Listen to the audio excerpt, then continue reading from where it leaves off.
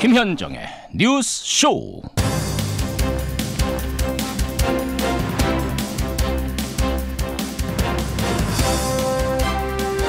애청자 여러분 안녕하십니까? 하룻밤 자고 나니 한반도를 둘러싼 깜짝 뉴스가 많이 들어와 있네요. 다행히 굿뉴스입니다. 우선 북한이 미사일 엔진 실험장 파괴에 나섰다. 트럼프 대통령이 직접 확인을 했고요.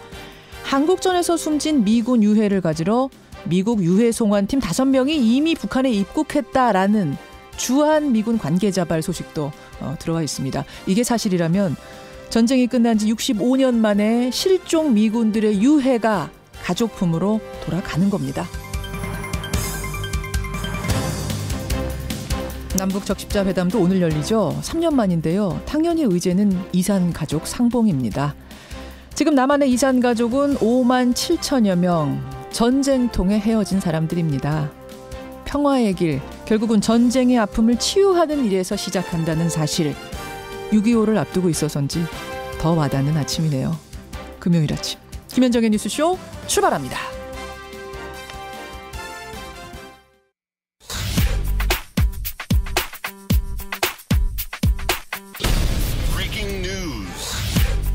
김현정의 뉴스쇼가 주목한 오늘의 포인트, 오늘은 민경남 프로듀서 나와 있습니다. 어서 오세요, 민 PD. 안녕하세요. 예, 첫 포인트 뭐부터 봐야 됩니까? 전면적 비핵화가 시작됐다입니다. 앞에서 제가 미군 유해 송환 얘기를 했는데 이 전면전 비핵화가 시작됐다. 트럼프 대통령 말이죠. 네, 백악관 강요회의에서 한 말인데요. 예. 트럼프 대통령은 북한이 미사일 엔진 시험장을 부수고 있다. 이미 대형 시험장 중 하나를 폭파시켰고 4곳의 시험장 중에 하나다라고 말했습니다. 예. 외신들은 평안북도 동창리에 있는 위성 발사장일 가능성을 제기하고 있고요. 트럼프 대통령은 전면적 비핵화가 시작되고 있다면서 빨리 움직이고 있다라고도 강조를 했습니다. 네네. 미군 유해송환 실무팀 5명도 어제 방북한 것으로 확인이 됐는데 유해송환 절차도 빠르면 이번 주말 본격화될 전망입니다. 예, 우리 국방부가 뭐 공식 확인을 해준 건 아니지만 거의 기정사실인 것처럼 지금 알려지고 있는 상황이에요. 네. 빨리 움직이고 있다. 참 고무적인데 북미 정상회담 이후에 북한의 첫 약속 이행인 거죠? 그렇습니다. 그래서 더 주목이 됩니다. 다음 포인트 가죠. 검경 수사권 조정입니다. 예, 검찰 측인 법무부 장관, 경찰 측인 행안부 장관의 합의안이 드디어 어제 나온 겁니다. 네, 정부 조정안에 따르면 경찰은 1차 수사권과 종결권을 갖는데요. 예. 검찰의 수사지휘권을 없앤 부분이 핵심입니다.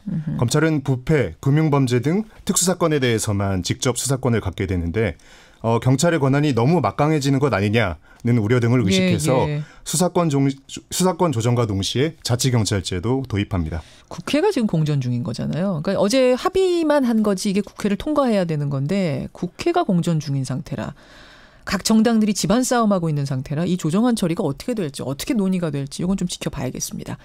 다음 포인트 가죠. 개혁 드라이브의 가속화입니다. 문재인 정부 지방선거에 압승한 이후에 개혁에 박차를 가하는 모습인데 정부의 개혁안 발표가 또 나옵니까?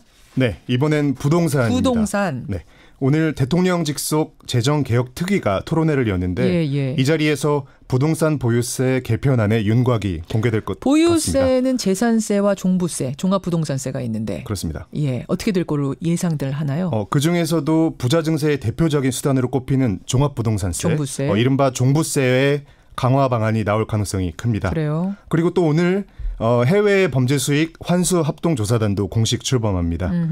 검사 3명 포함해서 총 17명 규모로 꾸려지고요. 1년 뒤에 활동 연장을 결정하게 됩니다. 예. 국내 대기업의 역외 탈세와 최순실, 이명박 전 대통령 등이 숨기고 있는 것으로 의심되는 해외 은닉 재산을 겨냥할 것이라는 관측입니다. 아까 종부세 강화 방안이 나올 것 같다. 이 얘기는 그러니까 종부세 올라간다는 얘기죠. 아, 네네. 예. 올라가는 쪽으로 나올 것 같다라는 예상 오늘 지켜보죠. 수고하셨습니다. 감사합니다. 민경남 PD였습니다. 이낙연 국무총리는 검경 수사권 조정안을 발표했습니다. 경찰이 1차 수사에서 보다 많은 자율권을 갖고 검찰은 사법 통제 역할을 더욱 충실히 해야 한다는 원칙을 세웠습니다. 검사의 직접 수사가 여전히 폭넓게 인정되고 있는 점 등은 아쉬움이 없지 않습니다. 이번 조정안은 최종적으로 국회 입법 절차를 거쳐 시행됩니다. 예, 검경 수사권 조정안. 제가 지금 안이라고 말씀드리는 이유는 확정은 아닙니다. 다만 정부가 먼저 발표를 한 겁니다. 법무부 장관과 검찰 측을 대표하는 법무부 장관과 경찰 측을 대표하는 행안부 장관은 좋다. 이렇게 하자까지 어제 얘기를 했습니다. 이제 국회로 공이 던져진 거죠. 국회가 통과하면 이대로 확정. 국회에서 안 된다 하면 다시 빼깁니다. 뭔지 알아야 우리도 같이 고민을 할 수 있겠죠. 오늘 첫 순서 권영철 기자가 1부터 100까지, A부터 Z까지 궁금증 풀어드립니다. 어서 오세요. 권영철 대기자. 네, 안녕하십니까. 말도 많고 탈도 많았던 이 검경 수사권 조정 문제 첫 발을 내딘 셈이에요. 그렇습니다. 의미를 부여하자면은 그동안에는 검경 수사권 조정이 계속 난상 토론만 하다가 그냥 끝냈는데 이번에는 일단 첫 발은 내딛었다. 여기에 방점이 있는 것 같습니다. 그렇죠. 일단 뭐 박상기 법무부 장관, 김부겸 행안부 장관이 검경 수사권 조정 합의문에 서명함으로써 이제 문재인 정부의 검경 수사권 조정안이 마련된 겁니다. 그렇지만 수사권 조정안은 검찰이나 경찰 양쪽이 불만족스러운 데다가 국민의 입장에서 볼 때 검찰의 수사 권한은 덜 빠지고 경찰의 수사권 남용 우려는 해소되지 않은 어정쩡한 상태라는 평가들이 많습니다. 그래서 검찰과 경찰의 수사권 조정 왜 국민의 눈으로 봐야 하나 이렇게 주제를 정해봤습니다. 오늘 첫 순서는 인터뷰가 아니라 권영철 대기자의 Y뉴스로 그래서 열겠습니다. 인터뷰보다는 종합적으로 좀 궁금증을 풀어주는 게 좋겠다 싶어서요. 우선 권 기자. 네. 검찰과 경찰 양쪽 다 불만이에요 지금? 불만이라고 표현하기보다는 만족하지 못하는 상태라고 표현하는 게 맞을 겁니다. 우리가 원하는 정도가 아니다 이런 느낌? 예. 그리고 공식적인 입장과 비공식적 입장이 완전 다릅니다. 그래요? 먼저 공식 입장은 경찰은 공식 입장문을 냈는데요. 견제와 균형의 원리가 반영된 민주적 수사 제도로의 전환이라면서 매우 의미 있는 진전이다 이렇게 긍정적인 평가를 내놨습니다. 경찰은 다만 검사의 직접적인 수사가 폭넓게 인정되고 경찰의 피의자 신문조서 증거 능력이 개선되지 않은 것은 아쉬움이 있다라고 얘기를 했습니다. 경찰 수사권 독립을 앞장서서 주창해온 황운하 울산경찰청장에게 물어보니까 경찰을 1차 수사기관으로 지정한 데 대해 의미를 부여한다. 한 60점 정도 주겠다 이렇게 얘기를 했습니다. 근데 사실 그래도 경찰이 더 좋아하는 거 아닙니까? 검찰보다는 검찰 쪽 불만은 더 많을 것 같은데. 그렇죠. 검찰 입장은 검찰은 공식 입장문을 내지 않았습니다. 아예 공식 입장문이 안 나왔어요? 대신 문무일 검찰총장이 퇴근길 기자들의 질문에 답하는 방식으로 입장을 나타냈습니다. 뭐라고 했습니까? 문 총장은 검찰 개혁과 수사권 조정안에 대한 논의 필요성이 강조된 과거부터 현재까지 과정을 잘 알고 있으며 그 필요성에 대해서도 잘 이해하고 있다 이렇게 얘기했습니다. 그러면서 범죄로부터 공동체를 방어하고 헌법에 보장된 국민의 기본권을 보호하는데 공백이 발생해서는 안 된다. 다른 나라들이 부러워할 정도로 국가가 발전했고 민주주의가 성숙된 만큼 문명 국가다운 형사사법 체계를 새로 구축해야 한다. 상당히 원론적인 얘기 아니에요? 어떻게 보면 좀 당연한? 담담하면서 절제하는 반응인데요. 행간을 좀 훑어보면은 공백이 발생해서는 안 된다는 얘기는 이번 조정안이 공백이 발생할 수 있다는 취지를 얘기로 들리고 줄 수 있고요. 또 문명 국가다운 형사사법 체계를 새로 구축해야 한다는 것은 이 제도가 과거로 돌아가는 건 아닌가 하는 우려가 담겨 있다. 그렇게 볼 수 있겠습니다. 이게 검찰총장의 반응이라면 비공식적으로 일선 검사들 반응은 어떻습니까? 검사들 반응은 다양합니다. 큰 변화가 없을 것이라는 반응도 있고요. 그렇지만 수사를 담당하는 검사들 얘기는 이대로 가다가는 검찰이 그냥 2차 항고기간으로 그냥 남게 되는 거 아닌가 그런 우려도 있고요. 상당히 경찰은 좀 미흡하다는 반응이 있는데 검찰은 형사사법의 근간이 무너질 수 있다는 그런 우려의 목소리가 큰 게 사실입니다. 그래요. 오늘 주제가 검경 수사권 조정 왜 국민의 눈으로 봐야 하나 이거라고 하셨잖아요. 네, 그렇습니다. 그럼 국민의 눈으로 보면 이런 반응들과 좀 다른 반응이 나올 수 있다는 얘기입니까? 검경 수사권 조정은 참 오래된 숙제 아닙니까? 그럼에도 불구하고 지금까지 해결되지 못한 이유는 논의의 초점을 검찰이냐 경찰이냐는 이분법적인 프레임으로 봤기 때문입니다. 지금도 검경 수사권 조정의 출발이 바로 검찰 개혁이라는 국민적 요구에서 출발했잖아요. 그런 거죠. 이명박 박근혜 정권 동안 검찰이 권력의 입장에서 무소불위의 칼을 휘두르면서 검찰권을 행사하니까 제대로 둬서는 안 되겠다 이런 거였잖아요. 예. 근데 지금도 논의의 초점은 검찰이냐 아니면 경찰이냐에 맞춰져 있습니다. 검찰이 행사하던 수사권과 1차 종결권을 경찰로 넘기면 수사권 조정이 되는 거냐. 그럼 국민은 어디 있냐. 이런 거죠. 이렇게 되면은 국민에게 뭔가 유리해지거나 국민의 인권이 보장되는 거냐. 예, 예. 그 답은 없는 겁니다. 결론적으로 검찰이나 경찰에서 업무 분장을 할 수밖에 없을 겁니다. 그렇죠. 그렇지만 논의의 과정에서 국민은 안 보이는 게 문제라는 거죠. 그러니까 검찰의 힘을 지금처럼 무소불위로 갖고 있으면 안 된다라는 네. 명제에는 누구나 100% 찬성을 하는데 그렇습니다. 그럼 그 뺀 힘을 그대로 경찰에게 옮겨주는 건 맞느냐라는 부분에서 과연 대비책이 있는가? 지금 그러니까 적절하게 나눠져 제가 있는가? 김현정 앵커한테 질문을 던져보면은 예, 예. 자 그럼 검찰이 박근혜 시절에 박근혜 검찰이었어요. 그러면 경찰은 국민의 경찰이었나요? 검찰을 개혁하는 만큼 경찰도 개혁을 하고 내려놓을 부분들이 있는데 분명히 있죠. 검찰은 힘을 빼는데 경찰은 힘을 실어주는 이게 수사권 조정이라면은 그럼 국민들에게는 어떻게 되는 겁니까? 네, 그러니까 우리가 경찰 하면 또 떠올리는 과거의 물대포 사건 같은 것들 경찰도 100%가 아니었는데 그럼 어떻게 적절하게 양쪽을 조정할 것인가 이 말씀. 그러니까 그 조정만 하는 게 수사권 조정이 되어서는 안 된다는 게 이제 전문가들 입에서 나오는 그러면 우려입니다. 지금 내놓은 이 합의안, 네. 이 조정안에 문제가 있다는 겁니까? 가장 큰 문제는 검찰의 수사권을 더 빼야 하는데 그렇게 하지 않았다는 점입니다. 아하. 합의문에 명시된 걸 보면은 검찰이 기존에 해오던 인지 분야, 특수사건이라고 불리는 인지 분야에 대한 사건은 사실상 뭐 별 차이가 없습니다. 그대로 두는 거예요. 이게 이제 검찰에. 경찰에서도 불만이 나오거든요. 아. 검찰의 한 핵심 간부는 부패나 비리는 검찰이 자체 판단해서 수사를 하면 그뿐이다. 예, 예. 솔직히 검찰의 직접 수사 범위에는 근본적인 변화가 없는 셈이다. 라고 얘기를 할 정도입니다. 그래요? 네. 검찰 개혁이 촛불 시민혁명의 화두가 된 이유가 뭘까요? 경찰에 대한 수사 지휘권 때문입니까? 아니면 무소불위의 수사권 때문이었습니까? 무소불위의 수사권이죠. 그러면은 수사와 기소를 분리해야 한다는 주장이 나왔으면 수사권을 빼는 데 집중해야 되지 왜 경찰에 지휘하는 데 초점을 두는 거냐 이거죠.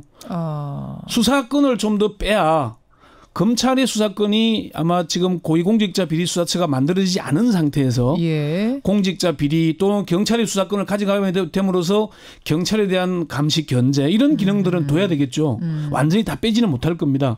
그렇지만은 수사권을 더 빼야죠. 그 무소불위의 수사가 문제였으니까. 그러면 수사 지휘권은 어떻게 된다고 보시는 거예요? 수사 지휘권의 문제도 사실 이게 이제 그 금태섭 의원이 검사 출신 아닙니까? 예, 예. 금태섭 의원이 페이스북에 이런 글을 올렸습니다. 원래 수사권 조정의 본령은 객관성을 가져야 할 검찰은 현장에서 떨어져서 수사 지휘와 기소에 집중하고 예. 수사는 경찰에 맡기라는 것이다. 예. 이게 수사 기소 분리 아니겠습니까? 그렇죠. 수사는 경찰이 수사 지휘와 기소는 검찰이 담당하는 모델이 맞다는 거죠. 검찰의 한 고위 관계자도 검찰이 그동안 문제가 된 건 수사권을 남용했기 때문이다. 수사권을 더 축소할 필요가 있다는 얘기입니다. 수사 지휘의 문제는 수사를 지휘하면 누가 불편합니까? 국민이 불편합니까? 경찰이 불편합니까? 경찰이 불편하겠죠. 그럼 경찰 수사를 편리하게 하는 게 국민에게 국민 인권 보장에 도움이 되겠습니까? 그러니까 아니겠습니까? 권현철 기자의 얘기는 수사 지휘권은 검찰이 여전히 가지고 있는 게 맞고 네. 검찰이 직접 수사하는 수사권 부분은 더 축소하는 게 맞다. 이렇게 방향을 보시는 거예요? 그러니까 1차 수사권을 경찰에 주는 것은 저는 맞다고 봅니다. 예, 수사권을 경찰이 가져서 수사를 전문기관, 전담기관으로 가게 하고. 인지수사의 경우도 부패 비리 이런 것도? 네, 뭐 일정 검찰의 기능을 완전히 빼지는 못하겠지만은 거의 상당 부분은 경찰에 줘야 됩니다. 심지어 금태섭 의원은 지금 재판 거래 의혹 사법부에 대한 수사도 경찰에 줘야 된다. 검찰과 법원은 결국 한 통속인데 그거 맡길 수 있겠느냐. 그렇게 얘기할 정도까지거든요. 그런 수사도 경찰이 해야 되는데 문제는 물론 그럴 경우에 이제 경찰의 수사력이 능력이 되느냐.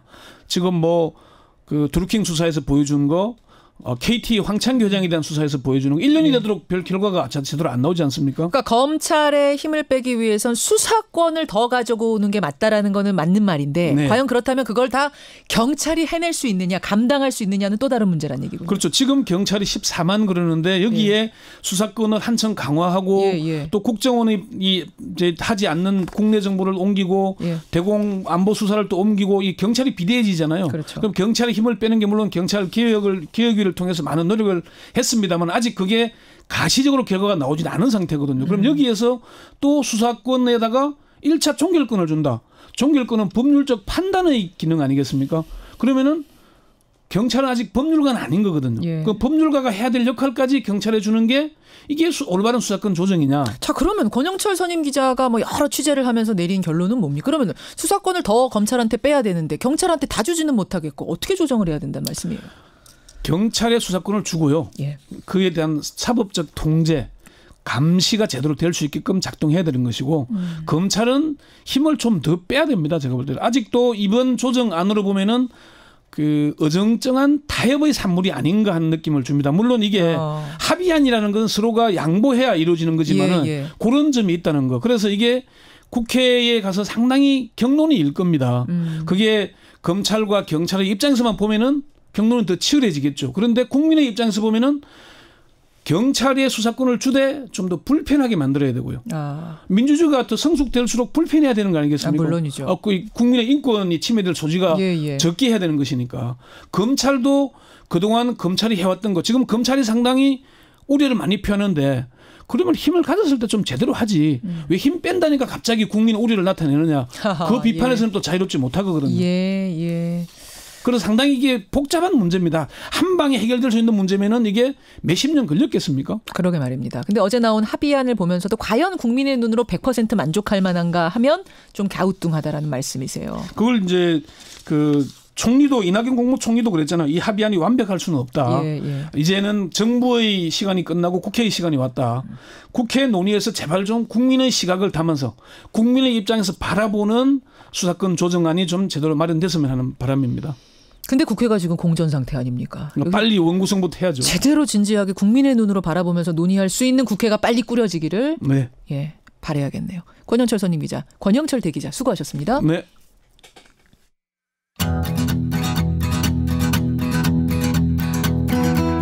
김현정의 뉴스쇼는 청취자 여러분의 참여로 이루어집니다. 트위터, 페이스북, 레인보우 게시판, 그리고 단문 50원, 장문 100원의 유료 문자 샵 1212, 우물정 1212 통해 참여하실 수 있습니다. 김현정의 뉴스쇼, 여러분과 함께 만듭니다. 김성환의 행간 시사평론가 김성환 씨 나오셨습니다. 어서 오십시오. 네, 안녕하세요. 굵직한 뉴스가 오늘 많아요. 네, 그러니까 검경 수사권 조정안에 대한 이제 권영철 대기자의 평가가 있었고 행간에선 정치 쪽으로 가봐야 됩니다. 네. 어제 정치, 특히 자유한국당이 시끌시끌했죠. 네, 어제 자유한국당이 의원총회를 열었잖아요. 김성태 대표 권한대행이 내놓은 혁신안에 대해서 논의를 하기 위한 자리였습니다. 그런데 토론은커녕 당을 떠나라, 사퇴하라, 서로 고성과 고함만 지르다가 회의가 그냥 끝나버렸습니다. 이 개파 갈등만 하다 끝난 자유한국당 의원총회, 이 뉴스의 행간을 좀 살펴볼까 합니다. 자유한국당 의원총회 여러분 5시간 20분 동안 열렸습니다. 오래 얘기했습니다. 난상 토론했는데 결론은 아무것도 없고. 네, 맞습니다. 고함만 난무한 거예요? 김성태 권한대행이 모두 발언에서 개파 갈등을 용납하지 않겠다. 만일 싸우자면 이번에야말로 끝장을 보겠다 이렇게 경고까지 했거든요. 개파 갈등, 개파 이익 내세우지 말아라 경고했는데. 아무 소용이 없었습니다. 회의가 비공개로 전환되자마자 분위기가 막 험악해졌고요. 친박 목을 친다는 박성중 의원의 메모를 문제 삼아서 친박계가 막 공세를 시작을 했습니다. 메모의 배우로 김무성 의원을 지목하면서 탈당을 요구했고요. 자, 여기 정확히 할게. 목을 친다에서는 친박이 비박 목 친다가 아니라 친박이 결집하려고 한다. 그러니까 친박의 목을 친다. 그렇죠. 이런 의미로 이제 나온 아닙니다. 얘기죠. 다시 한번 정리할게요. 박성준 의원의 말로는 그러니까 뭐 해석을 다 다르게 할 수 있겠지만 쓴 사람 말로는 친박들이 결집해서 우리 비박의 목을 칠 거다라는 의미로 내가 적었다. 이렇게 설명은 했어요. 근데 친박계 의원들의 이름까지 거기 또 다 거론이 돼 있었기 때문에 이제 친박에서는 그렇게 의심을 하고 있는 상황인 건데요. 이 비박계도 이제 그런 얘기를 들으니까 가만히 있지 않았는데 지금 책임 운운할 때냐, 김성태가 사퇴해야 하면 선거에서 전패한 지역은 다 사퇴하라. 뭐 이렇게 얘기를 하면서 반발했습니다. 그러다 그냥 회의가 끝난 거죠. 그러니까 이게 지금 개파 싸움만 하다 끝난 거예요. 의원총회가. 이 뉴스의 행간, 이면도 분석을 좀 해보죠. 첫 번째 행간은 이제 죽는 신용도 못하게 됐다입니다. 누가요? 자유한국당 의원들이요. 선거 참패 직후에 긴급 의총을 열고 자유한국당 의원들이 제일 먼저 뭐 했습니까? 무릎 꿇고 사죄했잖아요. 그렇죠. 사죄 의미로 큰절하고 무릎 꿇었습니다. 죄송합니다란 말도 부끄럽지만 다시 태어나겠다고 약속했거든요. 예. 그리고 첫 의원총회가 어제 있었던 거예요. 그럼 어떻게 하겠습니까? 맨날 선거 때만 큰절하는데 이때가 바로 쇼라도 해야 할 때입니다. 쇼도 자꾸 하다 보면 진심처럼 보이는 거거든요. 돌아선 민심을 돌리려면 최소한 어제만큼이라도 죽으라면 죽겠습니다. 죽는 신용이라도 했어야 한다는 거예요. 이게 그 전에 별일이 없었으면 그렇게 있었을 거예요. 네. 뭔가가 다 뭉쳐서 해보자 우리. 그렇죠, 국민들께 그렇죠. 사죄하는 모습 보여드리자가 됐을 텐데 그전 분위기가 목 친다는 메모가 나오고 김성태의 혁신은 안 된다는 얘기가 또 친박계에서 나오고 으르렁 되는 상황에서 사과쇼 할 정신도 없었을 거예요. 그 분위기가 아니었을 거예요. 그랬다 하더라도 첫 의원총회니까 싸움하지 말자. 우리 지금이라도 잠깐 참자. 이렇게 하고 난 다음에 의원총회에서 뭔가 하는 것처럼이라도 보였어야 한다는 거예요. 그렇게 했으면은 국민들이 그래도 뭔가 하려고 하는구나. 노력은 하는구나. 노력하는구나. 이렇게 생각했을 텐데 그런 거 전혀 없이 막 삿대질하면서 서로 싸웠다. 앞으로 만약에 비슷한 쇼라도 보이려고 하잖아요. 아니야. 저 다 거짓말이야. 진짜 아니야 이렇게 생각할 거라는 거예요. 그러니까 첫 회의에서 너무 볼썽사나운 모습을 보였기 때문에 국민들 실망이 그만큼 크다는 말씀이시죠? 네, 맞습니다. 두 번째 행간 뭡니까? 두 번째 행간은 2016년 윤상현 욕설 막말 파문이 떠오른다입니다. 여러분 기억나실 거예요. 그 휴대폰 녹음한 거가 터졌던 그 사건. 네, 2016년 총선 직전에 윤상현 의원의 음성 파일이 공개가 됐었죠. 네. 거기에 어떤 내용 들어있었습니까?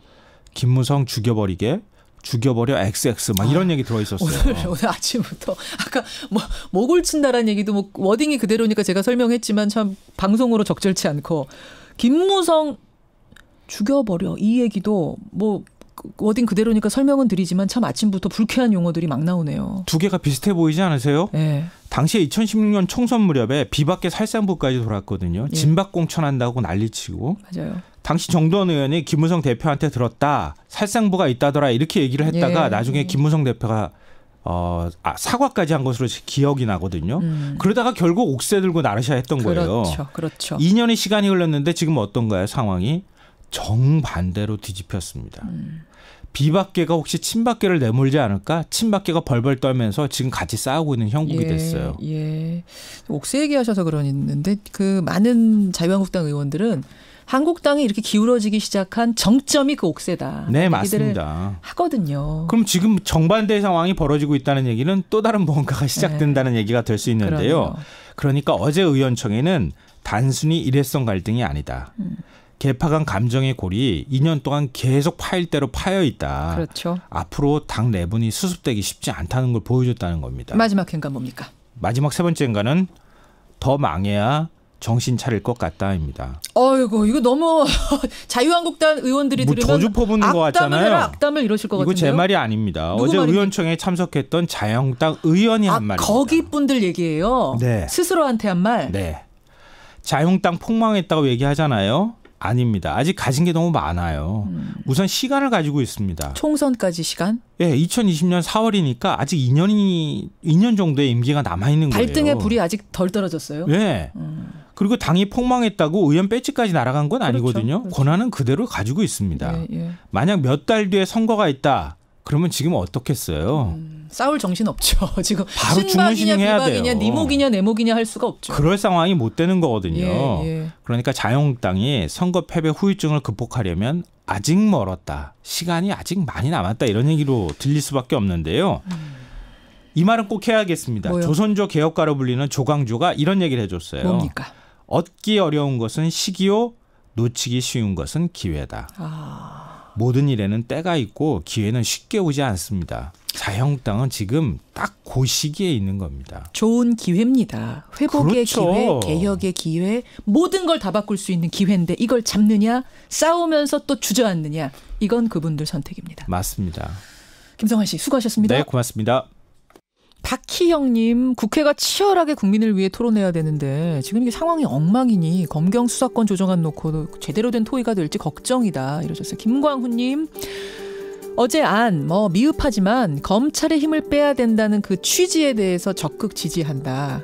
예, 그렇죠. 뭐 보완할 점도 굉장히 많고 경찰한테 넘어간 힘은 어떻게 할 것인가도 고민해야 될 게 많은데 그러려면 일단 국회 정상화가 시급합니다. 1부 줄이고요. 2부로 가죠.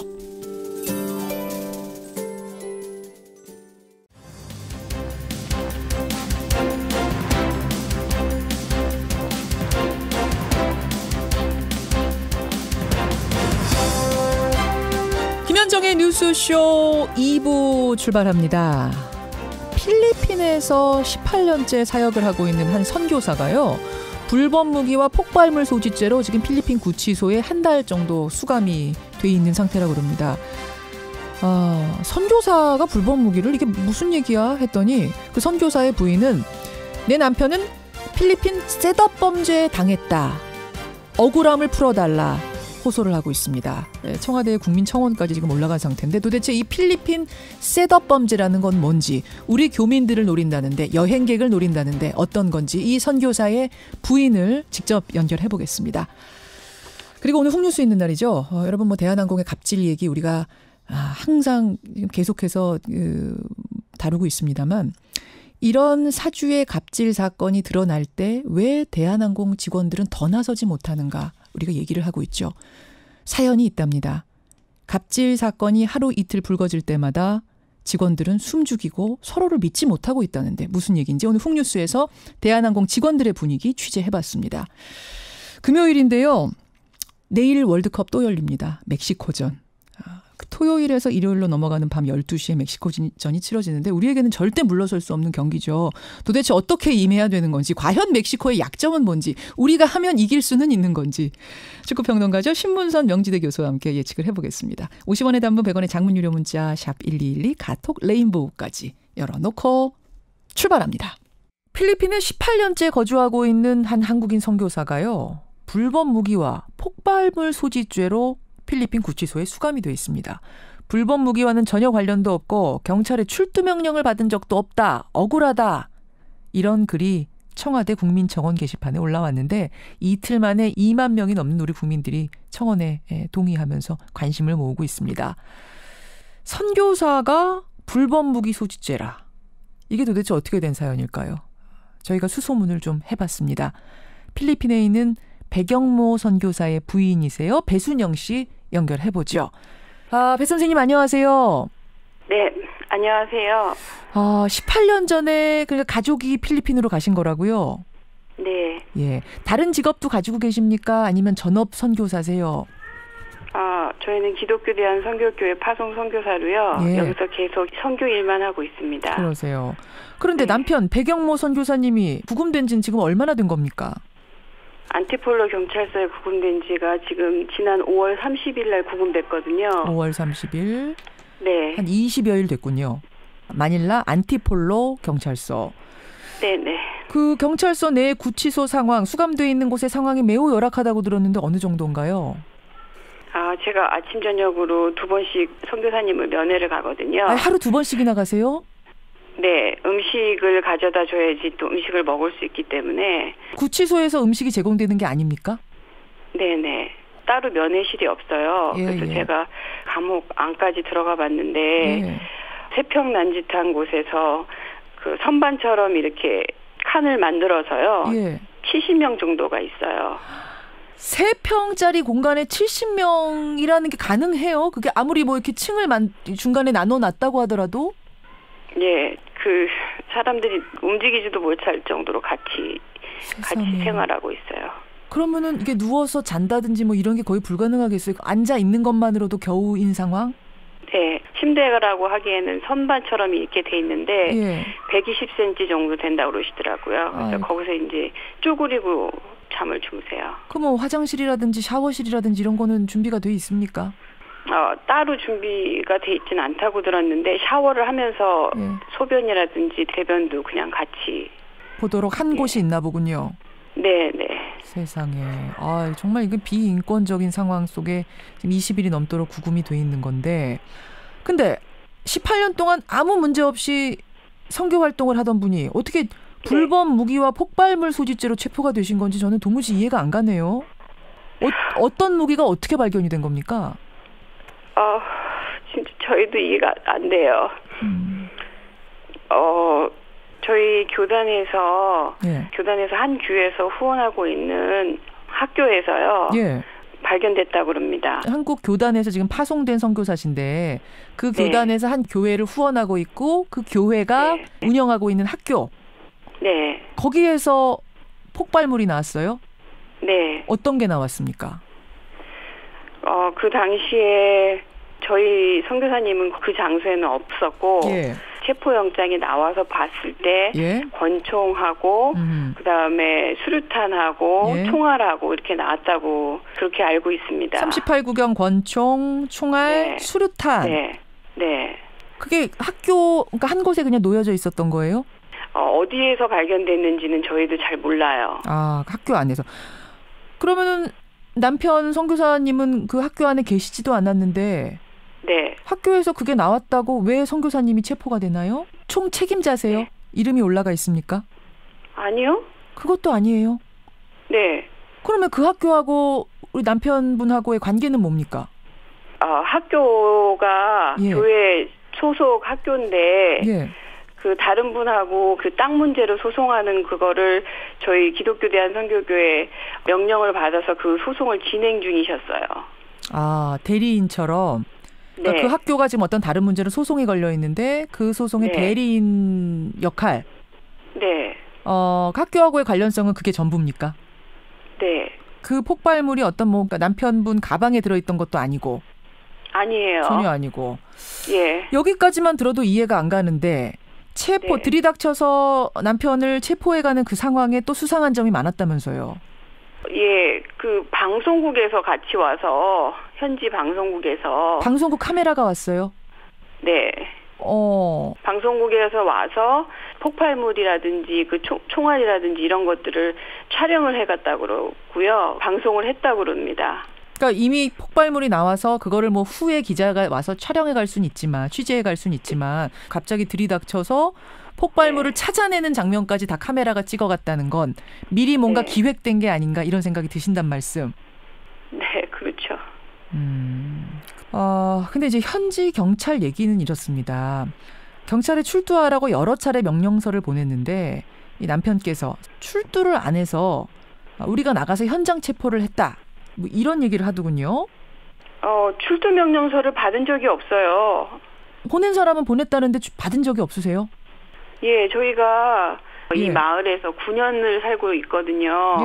그 주소지가 중간에 옮겨졌을 리도 없고 출두 명령서를 받은 적이 없어서 저희가 어떤 일이 벌어났는지도 모르는 상태에서 저희 선교사님은 붙잡혀간 거고요. 나중에 법원에서 왜 출두 명령서를 우리가 못 받았을까, 그리고 출두 명령서가 어디 있을까를 변호사하고 확인하는 과정에서 저희 목사님 주소가 PIC라는 곳, 필리핀 인터내셔널 칼리지라는 곳으로 거기에 살고 있는 주소로 돼 있었어요. 아, 그 학교에 살고 있는 걸로? 네네. 그 폭발물이 나온 그 학교? 그 건물이 옆에 같이 붙어 있는 건물이 있는 학교예요. 아하. 그러니까 살고 있지도 않은 곳 주소지로 출두 명령서가 계속 갔다는 얘기군요. 그럴 가능성이 높은 게 제가 법원을 직접 가서 변호사랑 출두 명령서를 찾았거든요. 거기 출두 명령서 자체가 파일에 없어요. 모든 부분이 이해가 안 되는 부분이 너무 많아요. 만약 출두 명령서가 제대로 주소지에 왔고 남편께서 출두를 해서 조사를 했다면 이런저런 것들을 다 미리 소명할 수 있고 그러면 체포가 안 될 수도 있는 상황이었을 텐데 출두 명령서가 엉뚱한 곳으로 계속 갔다는 얘기군요. 혹은 안 보내졌을 가능성도 있고. 그렇죠. 이 모든 것이 잡아가기 위해서 뭔가 셋업, 계획이 돼 있다라는 느낌을 계속 받으시는 거예요? 예. 그렇지 않고는 설명이 안 된다. 설명이 안 되죠. 저희는 18년 동안 선교일만 하고 성실하게 자기 사역만 했던 사람인데 갑자기 불법 무기 소재라는 것도 무기에 대해서도 모르고 수류탄에 대해서 모르고 집 주소도 거기로 안 돼 있고 그러니까 이해가 안 되죠. 자, 그러면 도대체 뭘 노리고 이랬을까인데 뭐 돈을 요구한다든지 이런 뭐 협박을 한다든지 이런 상황이 그 뒤에 지금 벌어진 게 있습니까? 그런 상황은 없습니다. 그런 상황은 없고 목사님이 감옥에 갇히고 난 다음에 여러 사람들이 얼마면 나올 수 있다. 어떻게 하면은 나올 수 있다. 이런 말들은 많이 하셨지만 실제적으로 저희한테 얼마 뭐 이런 얘기들을 한 적은 없어요. 아, 얼마 주면 나올 수 있대라고 옆에서 조언들은 지금 많이 하고 있는데 실질적으로 뭐 협박을 받으신 건 아니고요. 네. 이걸 어디다가 지금 소명을 해야 될 텐데 항의 안 해보셨어요? 필리핀 경찰이라든지 정부라든지 어디다가? 변호사를 선임해서요. 예. 그 부분에 있어서 왜 이런 일이 벌어졌는지를 같이 의논을 하면서 대사관에 말씀을 드렸고 법원이 지금 아직 저희 사항을 진행 중인 걸로 알고 있습니다. 워낙 진행이 느리니까 계속 기다려야 되는 상황, 구치소에서. 네. 아까 얘기를 들어보니까 구치소 환경이 너무 열악한데 하루에 2번씩 찾아가면은 뭐라 그러세요, 남편이? 기도하면서 잘 지내고 있으니까 저보고 건강 잘 챙기라고 얘기하고요. 또 거기서 지금 목사님이 계시는 동안에 3명이 죽었어요. 2명은 감전사로 죽고 또 1명은 몸을 못 움직이는 상황에서 그 병에 걸려서 죽고. 아, 그 경찰서 구치소에서? 네네. 아유, 걱정이시죠. 이만저만이 아니시겠네요. 우리가 이 사건에 주목하는 이유는요, 여러분. 이런 식의 이른바 셋업 범죄, 그러니까 타겟을 정해놓고 죄를 뒤집어 씌운 뒤에 금품을 요구하는 식의 범죄가 필리핀에 간 한인들한테 종종 벌어지고 있는 일이기 때문입니다. 우리의 관심이 필리핀까지 전해진다면은 분명 억울한 재판을 받는 일은 없으리라 생각을 하고요, 선생님. 네. 예, 누명이 벗겨져서 하루빨리 가족의 품으로 돌아가실 수 있기를 여기서도 기도하겠습니다. 네, 저도 간절히 기도하고 있습니다. 같이 기도해 주세요. 예, 고맙습니다. 힘내세요. 네, 감사합니다. 예, 필리핀에서 셋업 범죄로 의심이 되는 일이 벌어져서요. 도대체 이게 어떻게 된 일인가 오늘 가족을 만나봤습니다. 백영모 선교사의 부인 배순영 씨였습니다.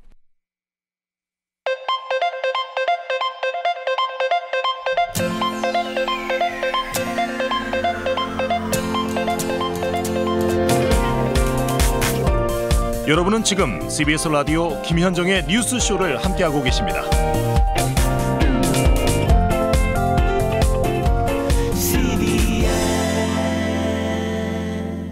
예, 아쉬웠던 스웨덴전 뒤로 하고 당장 내일, 그러니까 토요일에서 일요일로 넘어가는 자정, 정확히는 모레가 되겠네요. 우리와 멕시코가 맞붙습니다.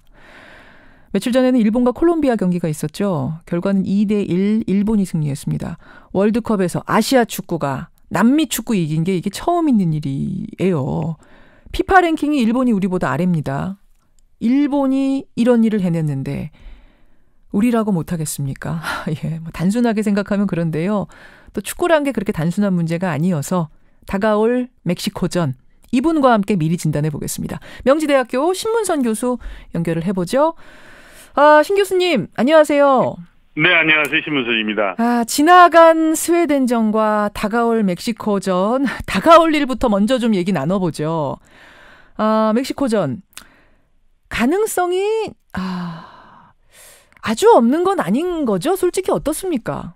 어찌됐든 한국 대표팀은 여러 가지 비판적 시각도 있긴 합니다만 경기를 앞두고 저는 공은 둥글다, 둥글다 그런 심장으로 한국 대표팀의 선전을 지금 기대를 하고 또 성원을 하고 싶습니다. 이긴다고 장담할 수도 없지만 진다고 여기서 확정할 필요도 없다. 이 정도 말씀으로 들려요. 그럼 상대인 멕시코는 과연 어떤 팀인가?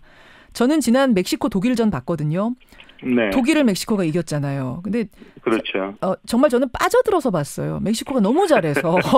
근데 그런 멕시코를 상대로 우리가 싸워야 된다고 하니까 솔직히 좀 걱정이 되거든요. 네. 어떤 팀입니까? 약점은 뭡니까? 피파 랭킹을 제가 우선 말씀드릴게요. 예. 우리는 현재 57위고 멕시코는 현재 15위입니다. 15위.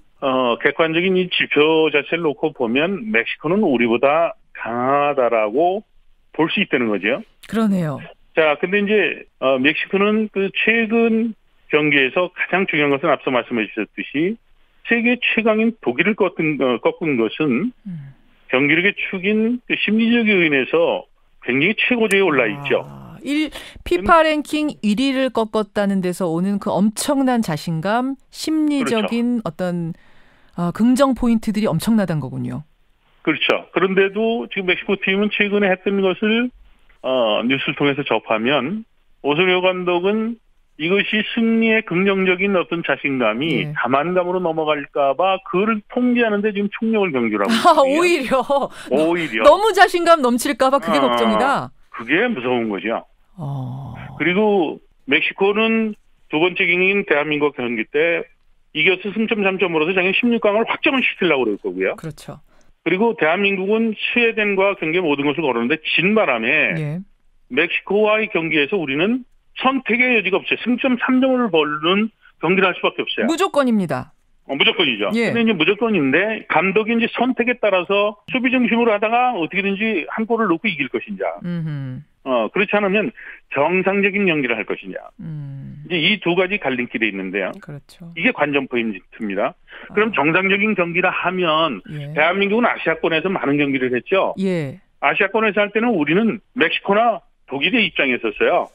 한국과 상대하는 팀들은 수비 중심이었고 한국은 경기를 지배하고 공격적인 성향의 플레이를 했거든요. 맞습니다. 근데 월드컵 본선에 가서 우리는 준비하는 과정에 수비를 중심으로 하면서 역습을 하는 것을 훈련할 수 있는 시간, 경험이 없었어요.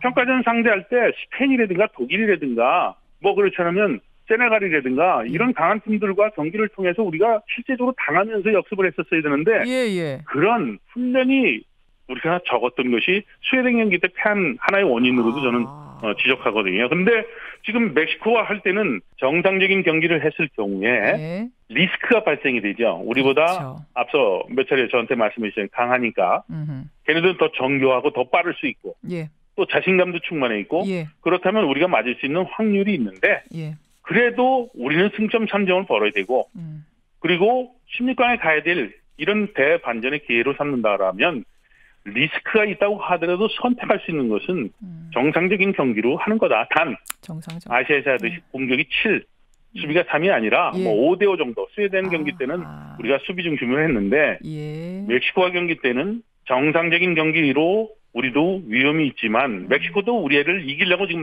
나올 거 아니에요? 그렇죠. 그러면 공격적인 어떤 패턴으로 맞서서 기회를 만드는 것이 지금의 상황에서 선택할 수 있는 그래도 현명한 경기 운영의 판단이다. 선수를 누구 쓰느냐 이전에 90분을 준비하는 전략적 선택이 우선 신태용 감독에게 필요한 시점이다.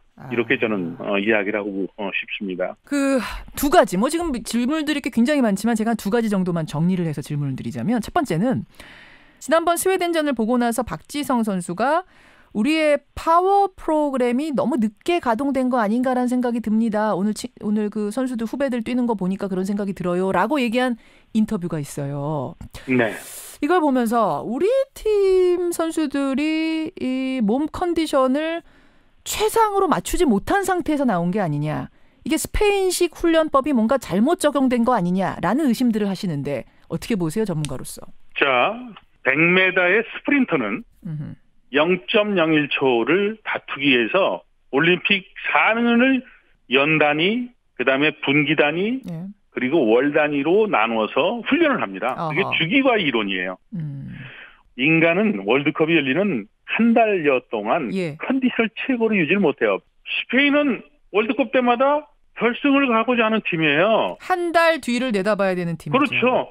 그러니까 처음에 예선 세 경기는 전체적인 컨디션의 피크 포인트가 100이라고 하면 조별리에서는 약팀들이 있잖아요. 그렇죠. 그러니까 6, 70 정도 해서 그때부터 쭉 컨디션을 상승 곡선을 끌게끔 하면서 경기를 하면서 그게 훈련이니까 실제적인. 그래서 끌고 가서 세미파이널, 파이널 경기 때 거기에 딱 헤어버리는 거죠. 피크 포인트를 딱 찍는. 그렇죠. 그 그렇게 주기를 프로그램이 돼 있는 팀이다. 그 주기를 거기에 맞추는 거죠. 우리는 16강에 간다 그러면 16강에 간다는 가정이지만 예선 세 경기가 우리는 모든 것을 쏟아부어야 되고 예선 세 경기 중에서 첫 번째 경기는 세 경기에 절반 이상의 중요한 의미가 있었던 스웨덴 경기라고 그러면 스웨덴 경기의 컨디션의 정점을 찍는 컨디션 사이클을 그쪽에 맞췄어야 되는데 그렇지 못했다. 그리고 이제 파워 프로그램 이제 박지성 위원이 이제 얘기를 했잖아요. 그럼 파워 프로그램 실체는 뭐냐? 산소 공급에 대한 거. 일반인들 운동 안 하다 뛰면 되게 힘들고 헉헉거리잖아요. 그렇죠. 근데 훈련된 축구 선수들은 안 그런데 그 효과를 도모하기 위해서 극한 훈련을 하는 거예요. 그게 파워 프로그램. 그것이 실제적인 경기력에 반영될 수 있도록 강한 체력을 만들어 놓는 건데 그거에 대한 훈련이 늦었다는 것은 뭐냐면 그것도 대회를 준비하는 기간에 몇 개월 전, 그다음에 한 달 전만 해서 그것도 프로그램을 갖고 선수의 컨디션 사이클과 잘 매칭을 시켜서 했어야 되는데 예. 늦게 함으로 인해서 선수들은 오히려 그것이 독이 됐다. 피로가 쌓여 있고 그리고 근육도 과도한 훈련을 만약에 하게 됐을 때는 이게 몸이 무거워지고 뭐 이런 현상이 있었던 것이 아닌가라고 박지선 선수가 집어서 한 얘기가 아닌가 이렇게 해석을 저는 합니다. 네. 그렇군요. 예, 이 부분에 대해서 궁금해하시는 분들이 많았고 또 하나는 멕시코가 우리 경기에서 전력을 다할 거라는 게 이제 일반적인 예상인데 어제 어떤 보도가 나왔냐면요. 선수들을 로테이션 할 거다. 그러니까 주전 선수들한테 휴식을 주면서 바로 3일 뒤에 치를 스웨덴전에 대비할 거다라는 이런 관측 기사가 또 나왔어요. 그쪽 언론에서. 요건 어떻게 보십니까? 가능성. 그것은 로테이션이 아닙니다. 자, 멕시코가 전략적으로 독일과 경기 때는 어떻게 할까요? 선수비 후 역습이었었잖아요. 그렇죠. 한국과 경기 때는 무조건 승점 3점 벌어요. 독일하고의 상황이 설정이 다르다니까요. 예. 그러니까 1,000여 명의 지금 선수가 들어오는데 이제는 멕시코가 그동안 해왔던 주전 선수가 들어오는 겁니다. 오히려. 그거는 정상적인 경기 패턴과 팀 전략, 그게 택틱이라고 하는데 전술적인 그 수행 능력을 수행할 수 있는 선수들이 오히려 들어오는 거지 스웨덴 경기를 대비해서 로테이션하는 건 아니에요. 그래요. 이겨버리면 자신들은 16강에 가는데. 그렇군요. 그건 어떻게 보면은 이런 기사를 흘리는 건 어떻게 보면 트릭일 수도 있겠네요. 그럼요. 네. 그래요. 네. 이 질문 적절한지 어떤지 모르겠습니다만 일단 우리 뭐 일반적인 축구 팬들이 궁금해하는 거니까 여쭐게요. 신문성 교수님. 몇 대 몇 예상해 봐야 됩니까? 기대해 봐야 됩니까? 저는 요즘에 괴로운 게요. 예. 지나가면 밥 먹으러 가면 택시를 타면 모두가 똑같은 질문을 합니다. 친구와 저는 이렇게 얘기를 합니다. 나는 점쟁이가 아니고 점은 치진 못하더라도 멕시코와 경기에서 썩 긍정적이진 않다. 그렇죠. 그런데도 압도되겠지만 공이 둥글다. 그리고 이길 수 있는 가능성이 열려 있다고 보는 것은 축구가 갖고 있는 승부의 불확실성. 또 한 가지는 그 경기 중에 심리적 요인이 어떠한 이벤트, 골을 먼저 넣는다는 거면 급격히 또 변하면서 체력과 기술과 전술의 요인을 극복하는, 누르는 그 힘이 정말 작용될 수 있는 그 일말의 그 상황에 대해서 기대를 하고 있는 거죠. 객관적으로는 어찌됐든 그냥 정리하자면 객관적으로는 뒤진다. 하지만 축구는 모르는 거다. 그날의 컨디션, 그렇죠. 그날의 심리, 그날의 분위기가 모든 걸 바꿀 수 있기 때문에 거기에 우리는 기대를 걸어보는 거다. 그 심정으로 대표팀을 걱정하면서 지켜보고 또 응원하고 성원을 할 수밖에 없다. 이 시점에서는 그렇게 저는 생각을 합니다. 너무 질책만 할 것이 아니라 지금은 사실은 좀 응원을 보내줘야 될 단계. 그리고 모든 월드컵 경기 끝나고 나서는 정말 철저하게 분석하고 미래를 설계하고 우리 이렇게 한번 가보면 좋겠습니다. 네, 맞습니다. 내일 밤 멕시코전 승패 떠나서 후회 없는 경기, 최대한의 능력치를 보여주는 경기 기대하면서요. 신문성 교수님 오늘 고맙습니다. 네, 감사합니다. 명지대학교 기록정보과학전문대학원 신문선 교수였습니다.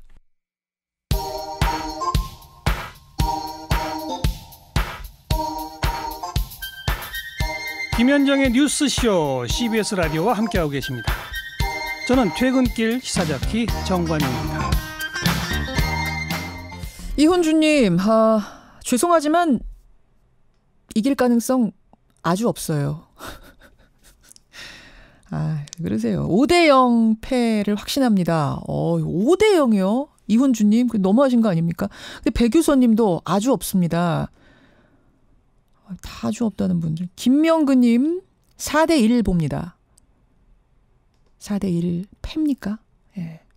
드룩광님, 정동우님 3대0 봅니다.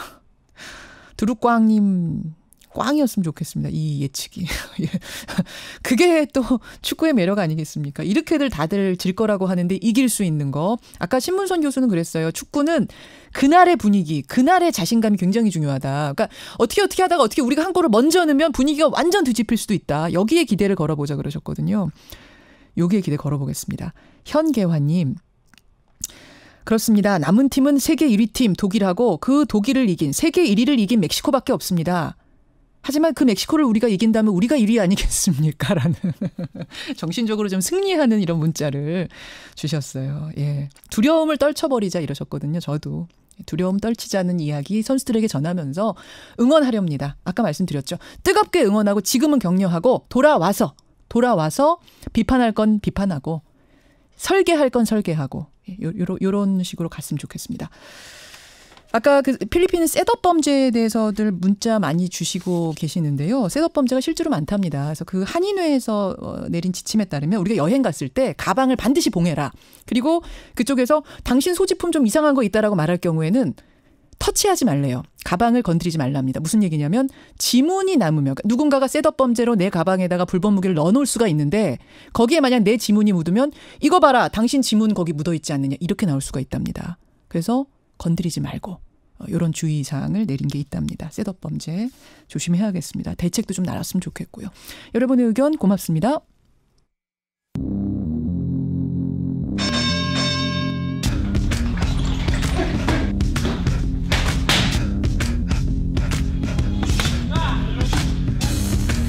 김현정의 뉴스쇼 금요일의 코너입니다. 뉴스 속으로 훅 파고드는 시간 훅뉴스.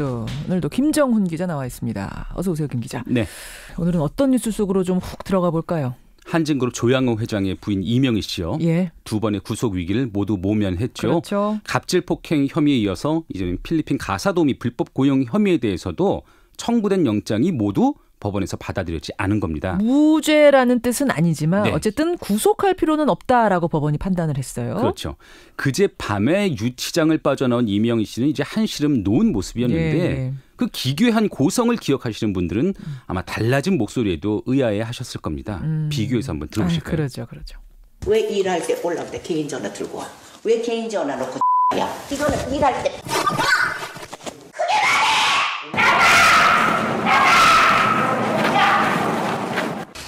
구속영장 2번 기각되는데 소감 어떠십니까? 고생들 많으셨습니다. 죄송합니다. 억울한 거 없으세요? 아닙니다. 죄송합니다. 이게 지금 그러니까 앞에 목소리는 그 운전기사한테 소리 지르는 이명희 씨. 네. 뒤에 나온 목소리는 유치장 나오면서 죄송합니다. 기자들한테 말하는 목소리. 네. 같은 사람이에요? 같은 사람입니다. 믿기지 않을 정도로 다른 목소리. 이게 잠이 확 깹니다. 뉴스 듣고 시작부터. 근데 구속영장 기각이 20분만이 아니었죠. 네, 어머니 20분만이 아니었습니다. 앞서 물벼락 갑질 의혹을 받았던 조현민 전 대한항공 전무의 경우에는 예. 구속영장을 검찰이 받아들이지 않았습니다. 그렇죠. 구속영장 기각이 무죄란 뜻은 아닌데 구속하지 않고 수사하겠다는 뜻인데 이것만으로도 혹시 아무 일 없었다는 듯이 이거 끝나버릴까 이런 걱정들을 직원들이 하는 거죠. 그런 염려가 있는 겁니다. 예. 사실 직원들의 허탈함. 그게 바로 이 영장 때문만은 아닐 겁니다.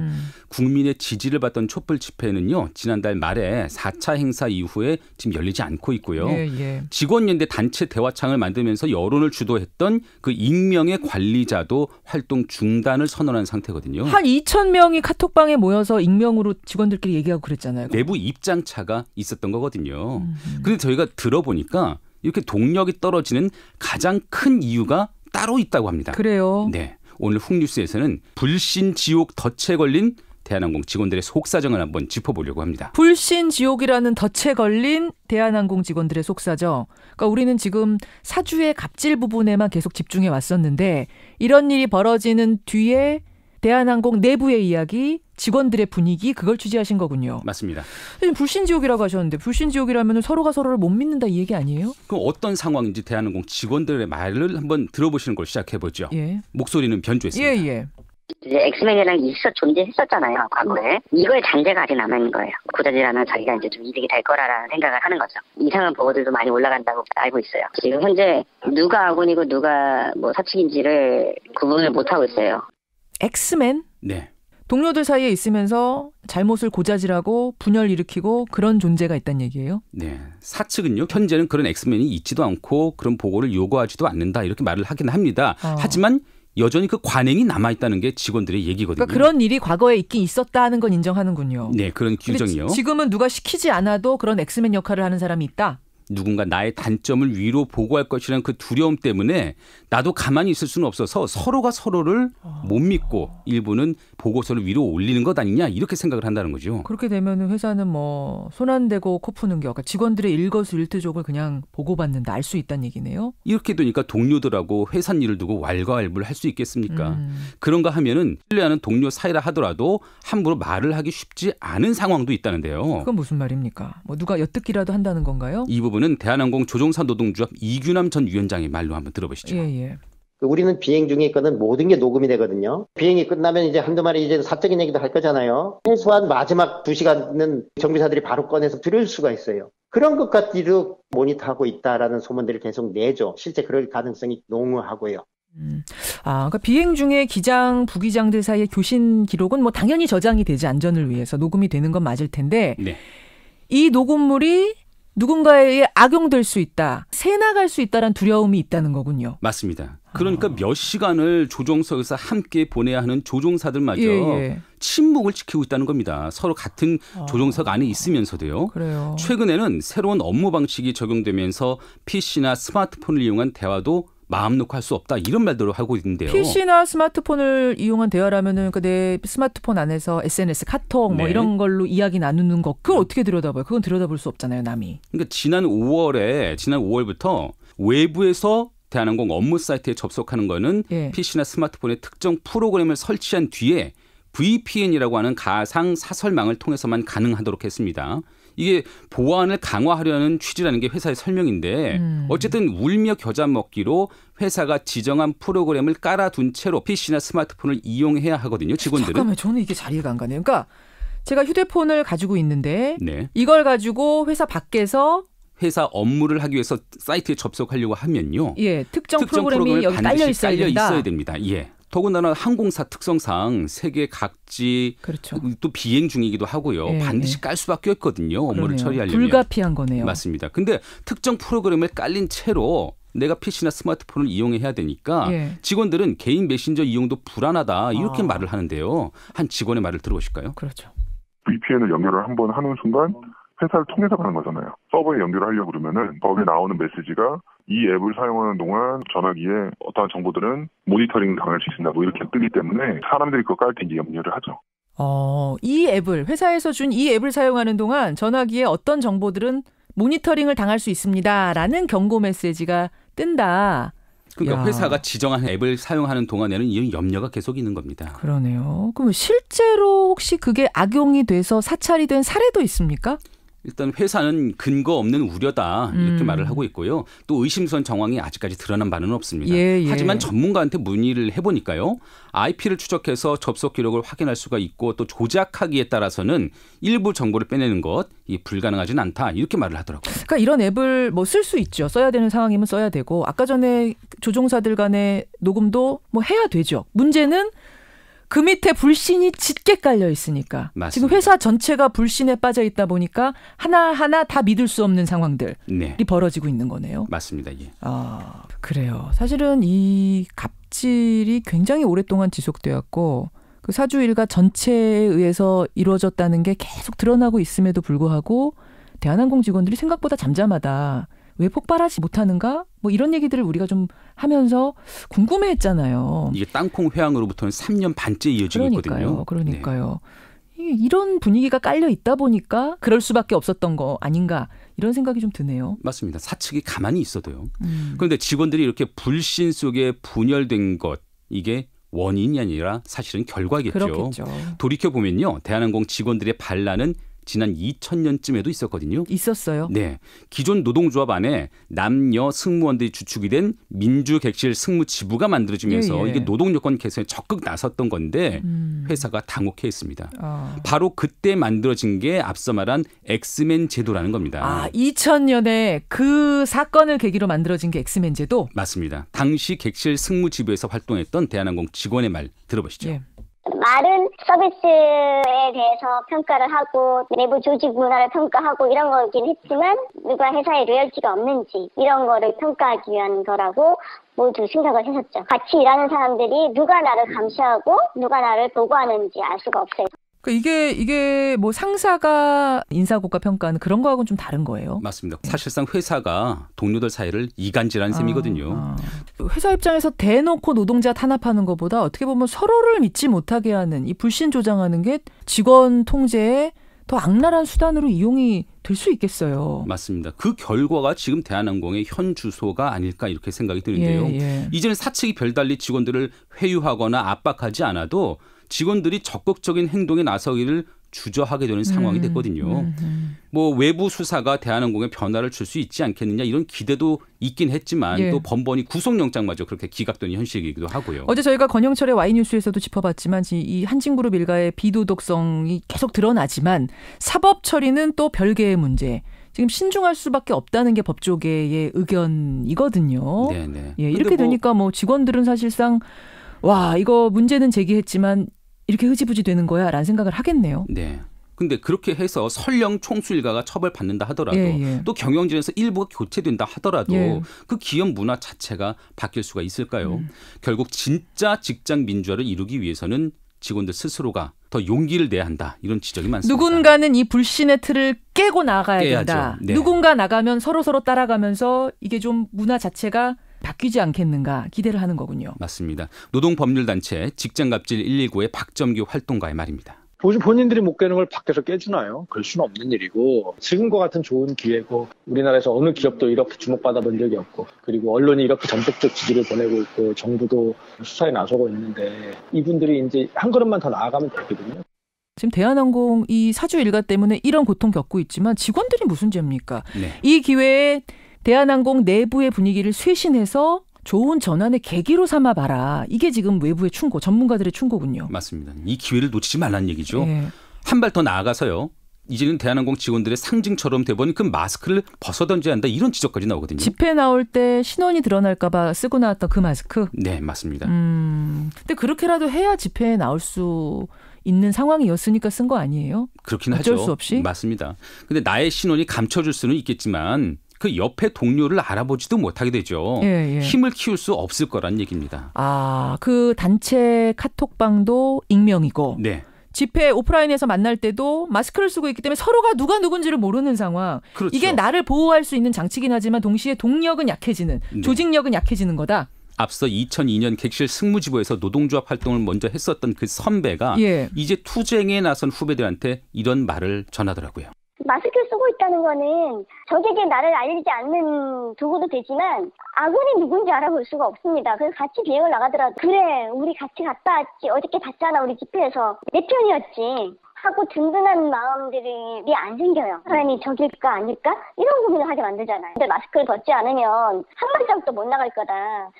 이게 근데 참 아이러니고 이게 어려운 일이라는 게 마스크 벗읍시다, 알을 깹시다라고 얘기하는 이분조차도 아직은 실명으로 인터뷰를 할 용기를 갖지 못하신 거잖아요. 네.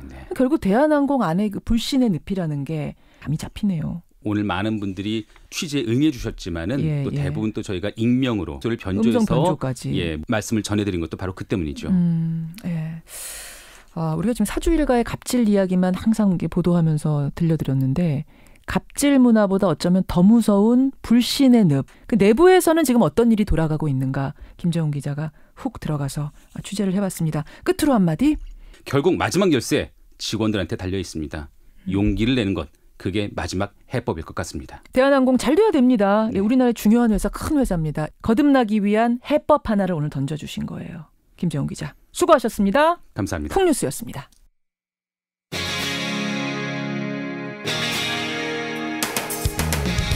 여러분께서는 지금 CBS 라디오 김현정의 뉴스쇼를 함께하고 계십니다.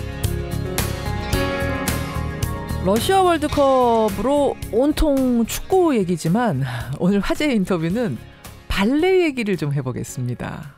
프랑스 파리로 가볼 텐데요. 지난 5일 우리 무용계에 쾌거가 있었죠. 무용계의 아카데미상 이렇게 불리는 상이 있습니다. 이름이 부누아 들라당스. 여기서 우리나라 발레리나 박세은 씨가 최고상을 수상하면서 세계 정상에 우뚝 섰습니다. 박세은 씨는요, 현재 파리 오페라 발레단의 제1무용수로 활약 중인데 오늘 화제 인터뷰 발레리나 박세은 씨, 파리 현지 연결을 해보죠. 박세은 씨 안녕하세요. 네, 안녕하세요. 조금 늦긴 했습니다만 축하드립니다. 네, 감사합니다. 제가 그 부누아 들라당스라는 상을 앞에서 뭐 아카데미상 이렇게 소개를 했는데 아카데미상 칸 여우주연상쯤 된다 생각하면 되는 거예요? 네, 그렇죠. 무용계에서 가장 권위 있는 상이고 오스카상처럼 그렇게 생각을 하시면 됩니다. 그게 그러니까 전 세계 정상급 발레단에서 1년간 펼친 공연들을 다 검토해가지고 그 중에 수여하는 상이라면서요. 그렇죠. 네. 박세은 세 글자가 불렸을 때 기분이 어떠셨어요? 사실 좀 많이 당황스러웠어요. 왜냐하면 직접 모스크바에 가서 불실 무대에 섰을 때도 세계적인 발레리나들이랑 경쟁을 해야 된다는 사실을 깨닫고서는 되게 조금의 기대도 할 수가 없었는데 그래서 제 이름이 호명되는 순간 막 눈물이 쏟아졌어요. 그러니까 듣고 나니까 우와 저 사람들하고 내가 이런 생각이 들었던. 네. 근데 여러분 사실 발레라는 게 서양 무용이고 동양인의 신체 조건에서는 상당히 불리한 예술이다 이렇게 알고 있거든요. 맞죠? 네, 맞아요. 제가 러시아에 가서 굉장히 디프레스가 된 상태였어요. 우울해진. 러시아 무용수들의 그런 체격 조건이나 아름다움 이렇게 봤을 때 이거는 서양인들이 하는 예술이구나라는 생각이 바로 들더라고요. 그만큼 약간 기가 죽어 있었다고 해야 되나? 텃세라는 것도 있잖아요. 텃세라는 것도. 그런 틈에서 지금 몇 년 만에 제1무용수까지 가신 거예요? 저는 2012년에 정선원이 되고 17년에 프리미에가 됐으니까 5년 만에 된 것 같아요. 5년, 6년? 5년, 6년 만에 제1무용수가 되고 거기다가 세계 최고의 상까지 탔으니까 박세은 씨가 그동안 들였을 노력이라는 게 어느 정도였을지 저는 감히 상상이 안 되네요. 저는 이렇게 빡세 별명을 붙여줬었는데 별명이 빡세은이에요. 비속어긴 한데 너무 열심히 연습한다 그래서 빡세은, 박세은 이거더라고요. 네. 근데 제가 생각을 했을 때는 연습량이 많은 건 아닌 것 같고 집념이 조금 강한 편인 것 같아요. 예를 들어 돼야 할 동작이 되지 않거나 음악성에 확신이 없거나 그럴 때 마음에 들 때까지 하는 편이거든요.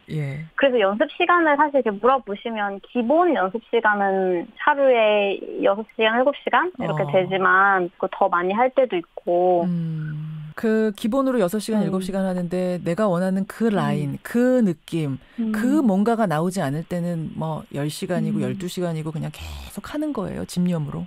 네. 근데 한 번도 그게 힘들다고 생각해 본 적은 없어요. 연습을 하는 시간이. 그렇게 몸을 써서 계속 10시간, 12시간 하는데도 힘들다는 생각이 안 들 수가 있어요?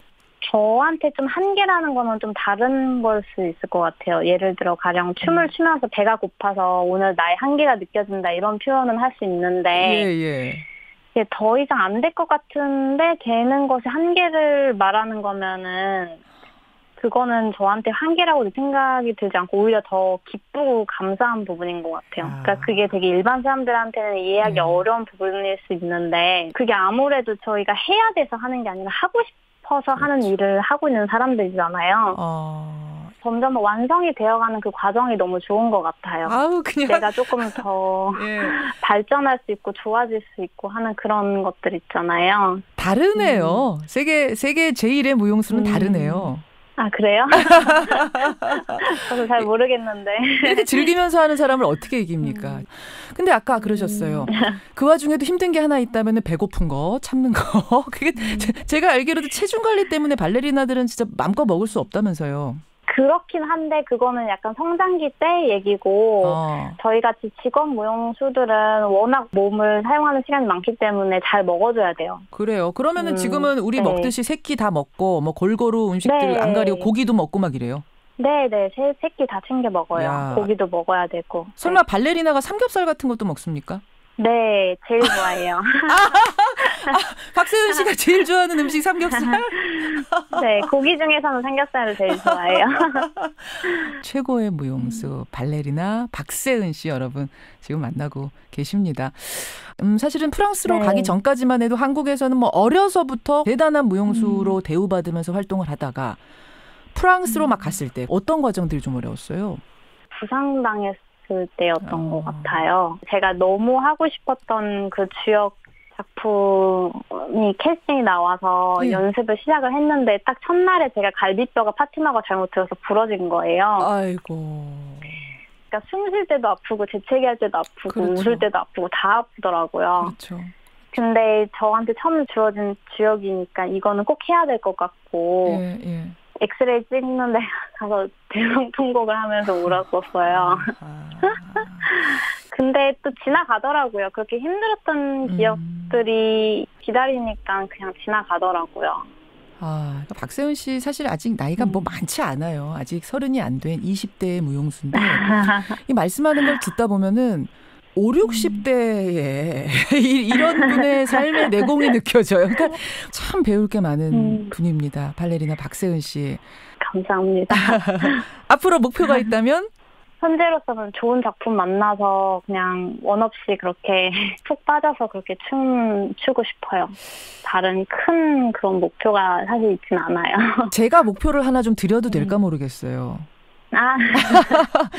제가 바라건대 이 파리 오페라 발레단이 349년 역사 가지고 있지 않습니까? 네. 근데 349년 역사에서 서양인이 아닌 무용수가 최고 수석 자리에 오른 적은 없었던 거죠. 네. 예. 그 최고 수석 자리에 동양인 최초로 박세은 씨가 서는 모습을 부담은 안 드리는데 좀 소망은 해봐도 될까요? 너무 부담되는데. 이제 박세은 씨의 그런 열정과 긍정적인 마인드 이런 것들이라면 왠지 해내실 수도 있을 것 같아서요. 열심히 해야겠네요. 즐기면서 그 꿈을 하루하루 행복하게 느끼면서 하는 모습 멀리서 응원 열심히 하겠습니다. 네, 감사합니다. 예, 박세은 씨. 자신의 꿈을 향해서 이렇게 자신과의 싸움을 하는 사람이 저는 제일 아름다워 보이더라고요. 파리 오페라 발레단 부누아 들라당스라는 상을 수상한 발레리나 박세은 씨였습니다. 청취자 한 분이요. 제 형제도 대한항공 직원인데 땅콩 회항 때부터 오늘 그 훅뉴스의 얘기, 그 얘기를 했습니다. 사측이 FBI보다 더 무섭다 이런 얘기를 했다는 제보가 들어와 있네요. 김윤영님, 땅콩 회항 때 용기 냈던 박창진 사무장의 용기가 얼마나 큰지 알 수 있는 훅뉴스였습니다. 대한항공 사원들이 정말 기회 삼아서 더 도약할 수 있는 계기가 됐으면 좋겠고요. 발레리나 박세은 씨 인터뷰 들으면서 김철우님, 박세은 보기 드문 긍정 낙천의 아이콘 응원합니다 하셨는데 즐기면서 하는 사람 못 당한다 우리가 그 얘기했잖아요. 우리 축구 선수들 내일 밤입니다. 내일 토요일에서 일요일 넘어가는 자정 즐기면서 마음 비우고 오히려 마음 비우고 열심히 뛰어주기를 설사 지더라도 열심히 했구나라는 칭찬 들을 수 있는 그런 경기였으면 좋겠습니다. 주말 잘 보내시고요. 저는 월요일 7시 반에 돌아오죠. 고맙습니다.